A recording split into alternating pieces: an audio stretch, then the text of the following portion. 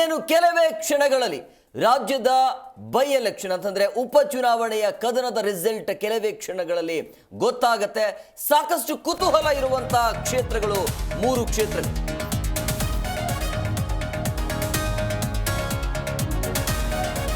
ಇಂದು ರಾಜ್ಯದ 3 ವಿಧಾನಸಭಾ ಕ್ಷೇತ್ರಗಳ ಬೈ ಎಲೆಕ್ಷನ್ ರಿಸಲ್ಟ್ ಬರುತ್ತೆ. 3 ಕ್ಷೇತ್ರದಲ್ಲಿ ಕೌಂಟಿಂಗ್ ಈಗ ಶುರುವಾಗಿದೆ. ಕೌಂಟ್ ಚನ್ನಪಟ್ಟಣ, ಶಿಗ್ಗಾವಿ, ಸಂಡೂರು ಫಲಿತಾಂಶ ಇವತ್ತು ಗೊತ್ತಾಗುತ್ತೆ. ಬೆಳಗ್ಗೆ 8 ಗಂಟೆಗೆ ಮತ ಎಣಿಕೆಯ ಕಾರ್ಯ ಆರಂಭ ಆಗುತ್ತೆ. ಕೆಲವೇ ಹೊತ್ತಿನಲ್ಲಿ 3 ಕ್ಷೇತ್ರದ ಫಲಿತಾಂಶ ಪ್ರಕಟ ಆಗುತ್ತೆ. ಸಾಕಷ್ಟು ಕುತೂಹಲ ಇರುವಂತಹ ಕ್ಷೇತ್ರಗಳು 3 ಕ್ಷೇತ್ರಗಳು. ಅದರಲ್ಲಿ ಪ್ರಮುಖವಾಗಿ ಕುತೂಹಲ ಇರುವಂತಹ ಕ್ಷೇತ್ರ ಅಂತಂದ್ರೆ ಅದು ಚನ್ನಪಟ್ಟಣ. ಅದನ್ನ ಬಿಟ್ಟರೆ ಶಿಗ್ಗಾವಿ. 2 ಕ್ಷೇತ್ರಗಳು ಕೂಡ ಕುತೂಹಲ ಇರುವಂಥದ್ದು. ಸಂಡೂರು ಅಂತ ಹೇಳಿದಾಗ ಓಕೆ, ಒಂದು ಲೆವೆಲ್ಗೆ ಓಕೆ. ಆದರೆ ಈ 2 ಕ್ಷೇತ್ರಗಳು ಇದಾವಲ್ಲ, ಒಂಥರ ಜಿದ್ದಾಜಿದ್ದಿನ ಕಣಗಳು. ಸೊ ಕೊನೆಯ ಹಂತದಲ್ಲಿ ಬದಲಾವಣೆಯ ಸ್ವರೂಪವನ್ನು ಪಡೆದುಕೊಂಡಿರುವಂಥ ಕ್ಷೇತ್ರಗಳು ಕೆಲವೊಂದಿಷ್ಟು ಹೇಳಿಕೆಯಿಂದಾಗಿ. ಸೊ ಹಂಗಾಗಿ ಇನ್ನೇನು ಕೆಲವೇ ಕ್ಷಣಗಳಲ್ಲಿ ಈ 3 ವಿಧಾನಸಭೆಯ ಬೈ ಎಲೆಕ್ಷನ್ ರಿಸಲ್ಟ್ ಗೊತ್ತಾಗತ್ತೆ. ಕೌಂಟಿಂಗ್ ಶುರುವಾಗುತ್ತೆ. ಇನ್ನು 1 ಗಂಟೆ ಸಮಯ ಇದೆ. 8 ಗಂಟೆಯಿಂದ ಮತ ಎಣಿಕೆಯ ಕಾರ್ಯ ಆರಂಭ ಆಗುತ್ತೆ. ಮತಗಟ್ಟೆಯಲ್ಲಿ ಅಲ್ಲಿ ಸಾಕಷ್ಟು ಭದ್ರತೆಯನ್ನು ಕೂಡ ಕೊಡಲಾಗಿದೆ. ಸೊ ಚನ್ನಪಟ್ಟಣ, ಶಿಗ್ಗಾವಿ, ಸಂಡೂರು ಫಲಿತಾಂಶ ಏನು ಬರಬಹುದು ಅನ್ನುವಂಥ ಕುತೂಹಲ ನಿಮ್ಗೆಲ್ರಿಗೂ ಕೂಡ ಇರುತ್ತೆ. ಇತ್ತೀಚೆಗೆ ಕೆಲವೊಂದಿಷ್ಟು ನಾಯಕರ ಹೇಳಿಕೆಗಳು ಆಗಿರಬಹುದು, ಅಥವಾ ಕೊನೆಯ ಕ್ಷಣದಲ್ಲಿ ಆಗಿರುವಂಥ ಪ್ರಚಾರದ ಭರಾಟೆ ಆಗಿರಬಹುದು. ಇದೆಲ್ಲವೂ ಕೂಡ ಯಾರಿಗೆ ಪ್ಲಸ್ ಆಗತ್ತೆ ಅನ್ನುವಂಥ ಕುತೂಹಲ ಸಹಜವಾಗಿ ಇರುತ್ತೆ. ಚನ್ನಪಟ್ಟಣ ಅಂತ ಬಂದಾಗ ಅಲ್ಲಿ ಕುಮಾರಸ್ವಾಮಿಯವರು ಪ್ರಚಾರವನ್ನು ಮಾಡಿದರು, ದೇವೇಗೌಡರು ಕೂಡ ಹೋಗಿದ್ರು. ಈ ಕಡೆ ಕಾಂಗ್ರೆಸ್ ಅಂತ ಹೇಳಿದಾಗ ಡಿ.ಕೆ. ಶಿವಕುಮಾರ್, ಡಿ.ಕೆ. ಸುರೇಶ್, ಇಡೀ ರಾಜ್ಯ ಸರ್ಕಾರದ ನಾಯಕರಲ್ಲಿ ಇದ್ದರು. ಅಂದರೆ ಎಲ್ಲ ನಾಯಕರು ಹೇಳ್ತಾ ಇರುವಂಥದ್ದು ಇಲ್ಲಿ ಯಾರೇ ಸೋತರೂ ಕೂಡ ನಾವು ಸೋತಂಗೆ ಅಂಥೇಳಿ ಆ ರೀತಿಯ ಪ್ರತಿಷ್ಠೆಯ ಕಣವನ್ನು ತೆಗೆದುಕೊಂಡಿರುವಂಥದ್ದು. ಒಂದು ವೇಳೆ JDS ಸೋಲ್ತು ಅಂತಂದರೆ ಕುಮಾರಸ್ವಾಮಿ ಸೋತಂಗೆ, ಒಂದು ವೇಳೆ ಕಾಂಗ್ರೆಸ್ಸಲ್ಲಿ ಮೈನಸ್ ಆಯಿತು ಅಂತಂದರೆ ಡಿ.ಕೆ. ಶಿವಕುಮಾರ್ ಸೋತಂಗೆ. ಆ ರೀತಿಯ ಅಬ್ಬರದ ಭರಾಟೆ ಇತ್ತು ಅಲ್ಲಿ ಆ ಕ್ಷಣ. ಆದರೆ ಕೊನೆಯ ಹಂತದಲ್ಲಿ ಜಮೀರ್ ಅವರ ಹೇಳಿಕೆ ಇದೆಯಲ್ಲ, ಅದು ಎಲ್ಲೋ ಒಂದು ಕಡೆ ಮೈತ್ರಿಗೆ ಪ್ಲಸ್ ಆಯಿತು ಅಂಥೇಳಿ. ಬಟ್ ನನ್ನ ಪ್ರಕಾರ ಅಷ್ಟು ದೊಡ್ಡ ಮಟ್ಟದಲ್ಲಿ ಏನದು ಇಂಪ್ಯಾಕ್ಟ್ ಆಗೋದಿಲ್ಲ. ಆಗತ್ತೆ, ಅಷ್ಟು ದೊಡ್ಡ ಮಟ್ಟದಲ್ಲಿ ಏನು ಆಗೋದಿಲ್ಲ. ಆದರೆ ಸಹಜವಾಗಿ ನಿಖಿಲ್ ಕುಮಾರಸ್ವಾಮಿಯ ಪರವಾಗಿ ಒಲವು ಇದೆ ಅಂತ ಸಮೀಕ್ಷೆ ಹೇಳ್ತಾ ಇದೆ. ಈ ಎಕ್ಸಿಟ್ ಪೋಲ್ಗಳು ಇದಾವಲ್ಲ, ಎಕ್ಸೈಟ್ ಪೋಲ್ ಬರೋದೇ ಇಲ್ಲ, ಯಾಕೋ ಗೊತ್ತಿಲ್ಲ. ಬಟ್ ಕಾದು ನೋಡಬೇಕು ಅದರ ರಿಸಲ್ಟ್. ಅಂದರೆ ಎಕ್ಸಿಟ್ ಪೋಲ್ ಪ್ರಕಾರ ಏನಾದರೂ ರಿಸಲ್ಟ್ ಬರುತ್ತಾ ಅಂಥೇಳಿ ಕೆಲವೊಂದಿಷ್ಟು ಸಂಸ್ಥೆ ಮಾಡಿರುವಂಥ ಸಮೀಕ್ಷೆಯನ್ನು ನೋಡ್ತಾ ಇದ್ರೆ ಚನ್ನಪಟ್ಟಣ ಆ್ಯಂಡ್ ಶಿಗ್ಗಾವಿ ಅಂತ ಹೇಳಿದಾಗ 2 ಕ್ಷೇತ್ರಗಳು BJPಗೆ ಹೋಗುತ್ತೆ ಅಂತ ಸಮೀಕ್ಷೆ ಹೇಳಿವೆ. ಆ ಸಮೀಕ್ಷೆಯ ಏನು ಹೇಳಿದೆಯಂತಲ್ಲ, ಆ ಸಮೀಕ್ಷೆ ತಕ್ಕಂತೆ ಏನಾದರೂ ರಿಸಲ್ಟ್ ಬಂದಿದೆಯಾ ಆದಲ್ಲಿ ಸಮೀಕ್ಷೆ ಮಾಡಿದವರಿಗೂ ಕೂಡ ಖುಷಿ ಆಗುತ್ತೆ. ಆದರೆ ಇಲ್ಲಿ ಪ್ರಮುಖವಾಗಿ ಸಂಡೂರು ಅಂತ ಬಂದಾಗ ಅಲ್ಲಿ ಯಾವಾಗಲೂ ಕಾಂಗ್ರೆಸ್ಸೇ, ಅಲ್ಲಿ ಕಾಂಗ್ರೆಸ್ ಬಿಟ್ಟು ಬೇರೆ ಏನು ಬರೋದಿಲ್ಲ. ಬಟ್ ಈ ಬಾರಿ BJP ಪೈಪೋಟಿ ಕೊಡಬಹುದು ಅಂತ ಹೇಳಲಾಗ್ತಾ ಇದೆ. ಯಾಕೆಂದರೆ ಜನಾರ್ದನ ರೆಡ್ಡಿ ಅವರು ಅಲ್ಲಿ ಈ ಬಾರಿ ಹೋಗಿದ್ದಾರೆ. ಸೊ ಅಲ್ಲಿ ಅವರೇ ಹೋಗಿ ಪ್ರಚಾರವನ್ನು ಮಾಡಿರೋದ್ರಿಂದಾಗಿ ಸೊ ಅದು ಕೂಡ ಎಲ್ಲೋ ಒಂದು ಕಡೆ BJPಗೆ ಪ್ಲಸ್ ಆಗಬಹುದು ಅಂಥೇಳಿ. ಸಂಡೂರು ಅಂತ ಬಂದಾಗ ಅಲ್ಲಿ ಸಮೀಕ್ಷೆ ಹೇಳಿದೆ ಕಾಂಗ್ರೆಸ್ಸೇ ಗೆಲ್ಲತ್ತೆ ಅಂಥೇಳಿ. ಬಟ್ ಈ ಎಲ್ಲ ಗೊಂದಲ, ಕುತೂಹಲ ಇದೆಯಲ್ಲ, ಇವತ್ತು ಗೊತ್ತಾಗತ್ತೆ. ಎಲ್ಲ ಮತದಾರರು ತಮ್ಮ ಭವಿಷ್ಯವನ್ನು, ಅಭ್ಯರ್ಥಿಯ ಭವಿಷ್ಯವನ್ನು ಭದ್ರವಾಗಿ ಮತಗಟ್ಟೆಯಲ್ಲಿ ಇಟ್ಕೊಂಡಿದ್ದಾರೆ. ಸೊ ಈಗ ಅದರ ಎಣಿಕೆಯ ಕಾರ್ಯ ಆರಂಭ ಆಗುತ್ತೆ. ಇನ್ನೇನು ಕೆಲವೇ ಕ್ಷಣಗಳಲ್ಲಿ ಬೆಳಗ್ಗೆ 8 ಗಂಟೆಗೆ ಮತ ಎಣಿಕೆಯ ಕಾರ್ಯ ಆರಂಭ ಆಗುತ್ತೆ. ಆರಂಭದಲ್ಲಿ ಈ ಪೋಸ್ಟಿಂಗ್ ಮುಖಾಂತರ ವೋಟ್ ಮಾಡಿರ್ತಾರಲ್ಲ, ಅದರ ಕೌಂಟಿಂಗ್ ಇರುತ್ತೆ. ಅದಾದ ನಂತರ ಮತಗಟ್ಟೆಯಲ್ಲಿ ಮತದಾರರು ಚಲಾಯಿಸಿರುವಂಥ ಮತ ಎಣಿಕೆಯ ಕಾರ್ಯ ಆರಂಭ ಆಗುತ್ತೆ. ಸಹಜವಾಗಿ ಕುತೂಹಲ ಇರುವಂಥ ಕ್ಷೇತ್ರಗಳು ನಮ್ಮ ರಾಜ್ಯದ ಈ 3 ಬೈ ಎಲೆಕ್ಷನ್ ರಿಸಲ್ಟ್ ವಿಚಾರವಾಗಿ. ಮತ ಎಣಿಕೆಗೆ ಆಯೋಗದಿಂದ ಸಕಲ ಸಿದ್ಧತೆ ನಡೆದಿದೆ. ಮತ ಎಣಿಕೆಯ ಕೊಠಡಿಗಳಲ್ಲಿ ವಿಡಿಯೋ ಚಿತ್ರೀಕರಣ ಕೂಡ ಮಾಡಲಾಗುತ್ತೆ. ಸಾರ್ವತ್ರಿಕ ಚುನಾವಣೆಯ ಮಾದರಿಯಲ್ಲೇ ಮತ ಎಣಿಕೆ ಆಗುತ್ತೆ.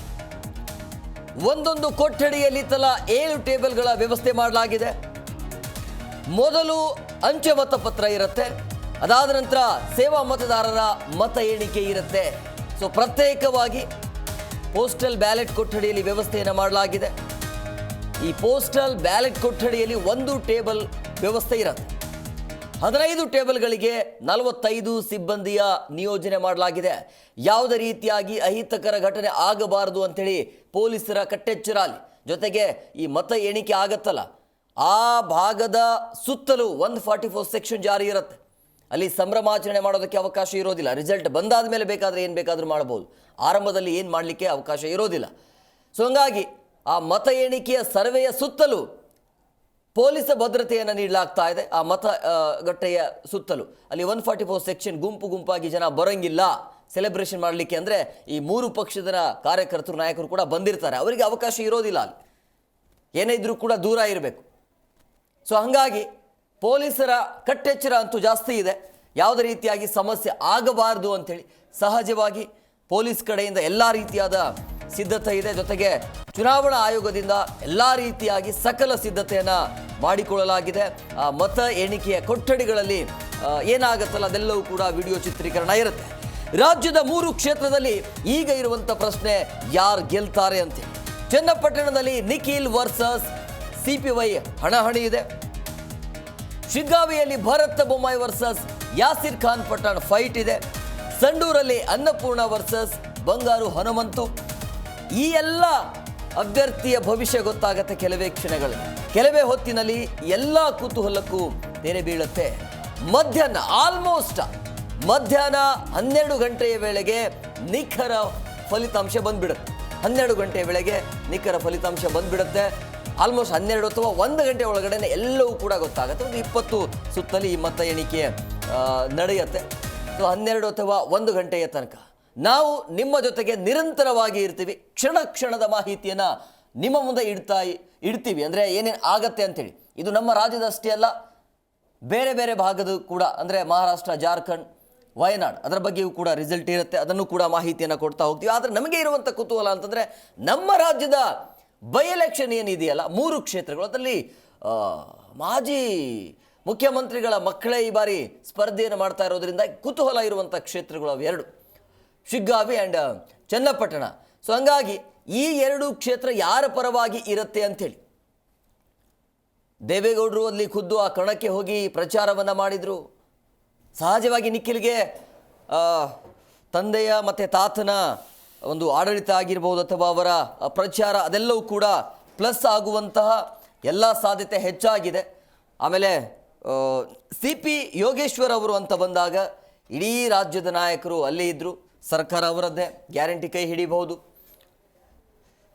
ಸೊ ಇದೆಲ್ಲ ಲೆಕ್ಕಾಚಾರ ಇದೆ. ಅಂದರೆ ಜಿದ್ದಾಜಿದ್ದಿನ ಪೈಪೋಟಿ ಫೈಟ್ ಅಂತೂ ಇದೆ. ಸಮೀಕ್ಷೆ ಏನೇ ಹೇಳಿರಬಹುದು, ಆ ಸಮೀಕ್ಷೆಯ ತಕ್ಕಂತೆ ರಿಸಲ್ಟ್ ಬರಬೇಕು ಅಂತೇನಿಲ್ಲ. ಸೊ ಹಾಗಾಗಿ ಆ ಸಮೀಕ್ಷೆಯ ತಕ್ಕಂತೆ ರಿಸಲ್ಟ್ ಬರುತ್ತಾ ಇಲ್ವಾ ಅನ್ನುವಂಥ ಕುತೂಹಲ ಇದೆ. ಆ ಎಲ್ಲ ಕುತೂಹಲಕ್ಕೆ ಇನ್ನೇನು ಕೆಲವೇ ಕ್ಷಣಗಳಲ್ಲಿ 8 ಗಂಟೆಯಿಂದ ಮತ ಎಣಿಕೆಯ ಕಾರ್ಯ ಆರಂಭ ಆಗುತ್ತೆ. ಸೊ ಇನ್ನೇನು ಕೆಲವೇ ಕ್ಷಣಗಳಲ್ಲಿ ಅಭ್ಯರ್ಥಿಯ ಭವಿಷ್ಯ ಗೊತ್ತಾಗುತ್ತೆ. ಪ್ರಮುಖವಾಗಿ ಇಲ್ಲಿ ಈ ಬಾರಿ 3 ಕ್ಷೇತ್ರದಲ್ಲಿ ಬೈ ಎಲೆಕ್ಷನ್ ಅಂತ ಬಂದಾಗ ಮತ ಪರ್ಸೆಂಟೇಜ್ ಏನಿದೆಯಲ್ಲ ಅದೆಲ್ಲವೂ ಕೂಡ ಚೆನ್ನಾಗಾಗಿದೆ ಈ ಬಾರಿ. ಸೊ ಹಂಗಾಗಿ ಜನ ಯಾರ ಪರವಾಗಿ ಇರ್ತಾರೆ ಅನ್ನುವಂಥ ಕುತೂಹಲ ಇರುವಂಥದ್ದು. ನೋಡಿ, ಚನ್ನಪಟ್ಟಣದಲ್ಲಿ ಈ ಬಾರಿ 88.80% ಮತದಾನ ಆಗಿದೆ. ಶಿಗ್ಗಾವಿಯಲ್ಲಿ 80.48%. ಇನ್ನು ಸಂಡೂರು ಅಂತ ಬಂದಾಗ 76.24% ವೋಟಿಂಗ್ ಆಗಿದೆ. ಸೊ ಹಾಗಾಗಿ ಸಹಜವಾಗಿ ಕುತೂಹಲ ಇರುವಂಥ ಕ್ಷೇತ್ರಗಳು, ಅದರಲ್ಲಿ ಪ್ರಮುಖವಾಗಿ ಚನ್ನಪಟ್ಟಣ. ಯಾಕೆ ಅಂತಂದರೆ ಈ ಕೊನೆಯ ಕ್ಷಣ ಆರಂಭದಲ್ಲಿ CP ಯೋಗೇಶ್ವರ್ ಅಬ್ಬರದ ಪ್ರಚಾರವನ್ನು ಮಾಡಿದರು. ಆದರೆ ಯಾವಾಗ ಜಮೀರ್ ಅವರ ಹೇಳಿಕೆಯಿಂದ ಅವರು ಕೂಡ ಒಂದು ಬೇರೆ ರೀತಿಯ ಹೇಳಿಕೆಯನ್ನು ಕೂಡ ಕೊಟ್ಟಿದ್ದರು. ನಿಖಿಲ್ ಕೈ ಹಿಡಿಯತ್ತಾ ಸೋಲಿನ ಅನುಕಂಪ ಅನ್ನುವಂಥ ಪ್ರಶ್ನೆ ಈಗ. CPYಗೆ ಜಮೀರ್ ಹೇಳಿಕೆ ಮುಳು ಆಗತ್ತಾ? ಹೈ ವೋಲ್ಟೇಜ್ ಕದನದಲ್ಲಿ ಯಾರಿಗೆ ವಿಜಯ ಮಾಲೆ? ಸಂಡೂರಲ್ಲಿ ಕ್ಷೇತ್ರವನ್ನು ಉಳಿಸಿಕೊಳ್ತಾರಾ ಕಾಂಗ್ರೆಸ್ ಅಂತೇಳಿ? ಯಾಕೆಂದರೆ ಅಲ್ಲಿ ಕಾಂಗ್ರೆಸ್ ಇರೋದು. ಸೊ ಹಂಗಾಗಿ ಆ ರೀತಿಯ ಪ್ರಶ್ನೆಗಳು ಈಗ. ಸೊ ಮಾಜಿ CM ಮಕ್ಕಳ ಭವಿಷ್ಯ ಏನಾಗುತ್ತೆ, ಏನು ಆಗಬಹುದು ಅಂತ. ಇಂಜಿನಿಯರಿಂಗ್ ಕಾಲೇಜಿನಲ್ಲಿ ಮತ ಎಣಿಕೆ ಕಾರ್ಯ ಆರಂಭ ಆಗುತ್ತೆ. ಮತ ಎಣಿಕೆಯ ಕೇಂದ್ರದ ಸುತ್ತ ಪೊಲೀಸ್ ಬಂದೋಬಸ್ತ್ ವ್ಯವಸ್ಥೆ ಇದೆ. 20 ಸುತ್ತು ನಡೆಯುವಂತಹ ಚನ್ನಪಟ್ಟಣ ಮತ ಎಣಿಕೆಯ ಕಾರ್ಯ ನೋಡಿ 88ರಷ್ಟು ಚನ್ನಪಟ್ಟಣದಲ್ಲಿ ಆಗಿದೆ, ಶಿಗ್ಗಾವಿಯಲ್ಲಿ 80ರಷ್ಟು, ಇನ್ನು ಸಂಡೂರು ಅಂತ ಬಂದಾಗ 26ರಷ್ಟು ವೋಟಿಂಗ್ ಶೇರ್ ಆಗಿದೆ. ಸೊ ಹಂಗಾಗಿ ಈ 3 ಕ್ಷೇತ್ರದಲ್ಲಿ 3 ಕ್ಷೇತ್ರ ಅಂತ ಬಂದಾಗ ಅದರಲ್ಲಿ ಕುತೂಹಲ ಇರುವಂಥ ಕ್ಷೇತ್ರ ಅದು ಚನ್ನಪಟ್ಟಣ. ಪ್ರಮುಖವಾಗಿ ನಿಖಿಲ್ ಕುಮಾರಸ್ವಾಮಿ 2 ಬಾರಿ ಸೋತಿದ್ದಾರೆ, ಇಬ್ಬರು ಕೂಡ 2 ಬಾರಿ ಸೋತಿದ್ದಾರೆ. CP ಯೋಗೇಶ್ವರ್ ಅವರು ಕೂಡ 2 ಬಾರಿ ಸೋತಿದ್ದಾರೆ. ಆಮೇಲೆ ನಿಖಿಲ್ ಕುಮಾರಸ್ವಾಮಿ ಅವರು ಕೂಡ 2 ಬಾರಿ ಸೋತಿದ್ದಾರೆ. ಈಗ ಗೆಲುವು ಯಾರಿಗೆ, ಹ್ಯಾಟ್ರಿಕ್ ಸೋಲು ಯಾರಿಗೆ ಆಗತ್ತೆ ಅಂತೇಳಿ. ಹ್ಯಾಟ್ರಿಕ್ ಒಂದು ವೇಳೆ 3ನೇ ಸೋಲು ಅಥವಾ ಹ್ಯಾಟ್ರಿಕ್ ಸೋಲು ಏನಾದರೂ ಆಯಿತು ಅಂತಂದರೆ ಆಲ್ಮೋಸ್ಟ್ ಆಲ್ ಅವರ ರಾಜಕೀಯ ಜೀವನ ಇದೆಯಲ್ಲ ಅಂತ್ಯ ಆಗತ್ತೆ. ಸೊ ಅದನ್ನು ತಪ್ಪಿಸಿಕೊಳ್ಳೋದಕ್ಕೆ 2 ಅಭ್ಯರ್ಥಿಗಳು ಶತ ಪ್ರಯತ್ನವನ್ನು ಮಾಡಿದರು.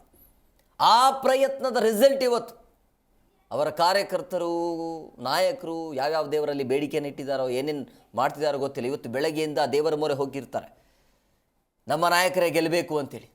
ಆದರೆ ಕೊನೆಯ ಕ್ಷಣದಲ್ಲಿ ಜಮೀರ್ ಅವರ ಹೇಳಿಕೆ ಅದು ಇನ್ಫ್ಯಾಕ್ಟ್ ಆಗಿರಬಹುದು, ಆಗಲ್ಲ ಅಂತಲ್ಲ, ಆದರೆ ಅಷ್ಟು ದೊಡ್ಡ ಮಟ್ಟದಲ್ಲಿ ಏನೂ ಆಗಲ್ಲ. ಆ ರೀತಿಯ ಹೇಳಿಕೆಗಳು ಮಾತಿನ ಭರದಲ್ಲಿ ಅಥವಾ ಚುನಾವಣೆಯ ಸಂದರ್ಭದಲ್ಲಿ ಬರೋದು ಸಹಜ. ಅದು ದೊಡ್ಡ ಮಟ್ಟದಲ್ಲಿ ಅದು ಇನ್ಫ್ಲೂಯೆನ್ಸ್ ಅಂತೂ ಆಗಲ್ಲ, ಬಟ್ ಗೊತ್ತಿಲ್ಲ. ಆದರೆ CP ಯೋಗೇಶ್ವರೇ ಹೇಳ್ತಾ ಇರೋದ್ರಿಂದಾಗಿ ಎಲ್ಲೋ ಒಂದು ಕಡೆ ನನಗೆ ಮೈನಸ್ ಆಗಿದೆ ಅಂತ ಖುದ್ದು ಅವರೇ ಹೇಳಿರುವಂಥದ್ದು. ಇಂಥವರೇ ಗೆಲ್ತಾರೆ ಅಂತ ನಾನು ಕೂಡ ಹೇಳೋದಿಲ್ಲ ಅಂತ ಸ್ವತಃ ಯೋಗೇಶ್ವರ್ ಅವರೇ ಹೇಳಿಕೆಯನ್ನು ಕೊಟ್ಟಿರುವಂಥದ್ದು. ಆದರೆ ಮೊನ್ನೆ CP ಯೋಗೇಶ್ವರ್ ಅವರಿಗೆ ಗೊತ್ತಾಯ್ತಂತೆ ಅಲ್ಲಿ ಆ ಚನ್ನಪಟ್ಟಣ ಕ್ಷೇತ್ರದಲ್ಲಿ CP ಯೋಗೇಶ್ವರ್ ಅವರು ಗೆಲ್ಲುವಂಥ ಸಾಧ್ಯತೆ ಇದೆ ಅಂತೇಳಿ.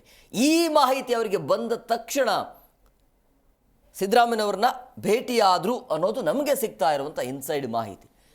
ಬಟ್ ಗೊತ್ತಿಲ್ಲ ಏನಾಗುತ್ತೋ ಏನೋ ಗೊತ್ತಿಲ್ಲ. ಒಟ್ಟಿನಲ್ಲಿ ಈ ಎಲ್ಲ ಕುತೂಹಲ ಏನಿದೆಯಲ್ಲ, ಇವರೇ ಗೆಲ್ತಾರೆ, ಇಷ್ಟು ಮತಗಳ ಅಂತರದಿಂದ ಅಂಥವರೇ ಗೆಲ್ತಾರೆ, ಗೆಲ್ಲಬಹುದು, ಅಷ್ಟು ಸಾಧ್ಯತೆ ಇದೆ, ಇಷ್ಟು ಸಾಧ್ಯತೆ ಇದೆ ಅಂತ ಏನು ಕುತೂಹಲ ಇದೆಯಲ್ಲ, ಮಧ್ಯಾಹ್ನ 12 ಗಂಟೆಯ ಒಳಗೆ ಖಚಿತ ಫಲಿತಾಂಶ ಬಂದುಬಿಡುತ್ತೆ. ಆಲ್ಮೋಸ್ಟ್ ಆಲ್ ಯಾರು ಗೆಲ್ತಾರೆ ಅನ್ನೋದು ಮೊನ್ನೆ 12 ಅಥವಾ 12:15 1 ಗಂಟೆ ಒಳಗಡೆ ಅದರ ರಿಸಲ್ಟ್ ಬಂದುಬಿಡುತ್ತೆ.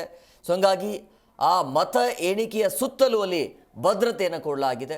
ಅಲ್ಲಿ ಯಾವುದೇ ರೀತಿಯಾಗಿ ಸಮಸ್ಯೆ ಆಗಬಾರ್ದು, ಅಹಿತಕರ ಘಟನೆ ನಡೆಯಬಾರದು ಅನ್ನುವಂಥ ಕಾರಣಕ್ಕಾಗಿ ಪೊಲೀಸ್ ಕಟ್ಟೆಚ್ಚರ ಇರುತ್ತೆ. 144 ಸೆಕ್ಷನ್ ಕೂಡ ಜಾರಿಯಾಗಿದೆ. ಸೊ ಹಂಗಾಗಿ ರಾಜ್ಯದ 3 ಕ್ಷೇತ್ರದಲ್ಲಿ ಈಗ ಗೆಲ್ಲೋರು ಯಾರು ಅಂತೇಳಿ ಒಂದೊಂದಾಗಿ ಪ್ರಮುಖವಾಗಿ ನೋಡ್ತಾ ಹೋಗೋಣ. ಇಲ್ಲಿ ಸಂಡೂರು ಅಂತ ಬಂದಾಗ ಸಂಡೂರಲ್ಲಿ ಅಬ್ಬರದ ಪ್ರಚಾರವನ್ನು ಮಾಡಿದರು. 2 ಬಾರಿ CM ಸಿದ್ದರಾಮಯ್ಯನವರು ಆ ಒಂದು ಕ್ಷೇತ್ರಕ್ಕೆ ಭೇಟಿಯನ್ನು ಕೊಟ್ಟು ತಮ್ಮ ಶಕ್ತಿ ಪ್ರದರ್ಶನವನ್ನು ಮಾಡಿದರು. ಕಾಂಗ್ರೆಸ್ ಪರವಾಗಿ, ಅನ್ನಪೂರ್ಣ ಪರವಾಗಿ ಇಲ್ಲಿ ಗೆಲ್ಲಿಸ್ಕೊಡ್ಬೇಕು, ಇಲ್ಲಿ ಗೆದ್ದರೆ ನನ್ನ ಮಗಳು ಗೆದ್ದಂಗೆ ಅಂಥೇಳಿ ಆ ರೀತಿಯ ಭರ್ಜರಿ ಆಗಿರುವಂಥ ಮತಯಾಚನೆ ಸಂಡೂರಿನಲ್ಲಿ ಆಗಿದೆ. ಇದರ ಜೊತೆಗೆ ಅಲ್ಲಿ ಜಿ ಕನ್ನಡ ನ್ಯೂಸ್ ಈಗ ನಿಮ್ಮ ಮನೆಯಲ್ಲೇ ನೋಡಿ, ಎಲ್ಲ ಕೇಬಲ್ಗಳಲ್ಲಿ ಈಗ ಲಭ್ಯ.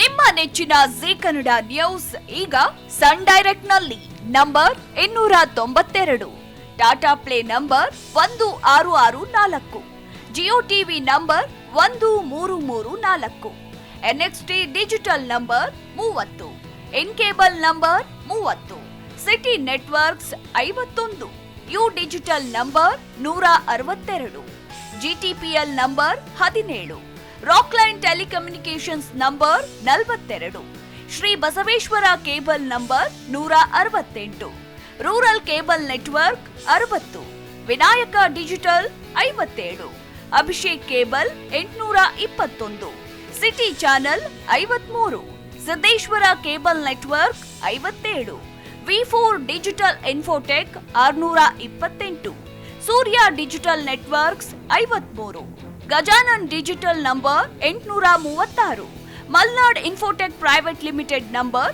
56, Metrocast number 830, victory digital number 167ರಲ್ಲಿ ನೋಡಿ ಆನಂದಿಸಿ.